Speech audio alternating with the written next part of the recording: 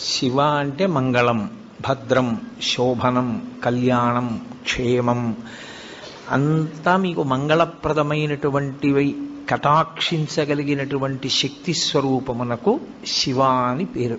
అందుకే శివునకు అమంగళమునకు సంబంధం ఉండదు. అసలు ఆయన ఎన్నడూ అమంగళము చేయువాడు కాడు.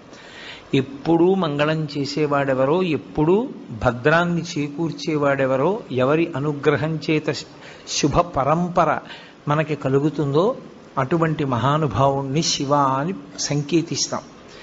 శివునకు ఒక రూపము కాదు, యథార్థమునకు అసలు పరమేశ్వరుడికి ఒక రూపం ఉంటే కదూ. కోటేశ్వరరావు అంటే ఏదో ఒక రూపంతో ఉంటాడు. పరమేశ్వరుడికి అలా ఒక రూపం ఉండదు. ఆయన చేసినటువంటి చేష్టితముల వలన భక్తులను అనుగ్రహించాలనేటటువంటి ఆయన యొక్క కారుణ్య తీవ్రత వలన ఆయన అనేక రూపములను ధరిస్తారు.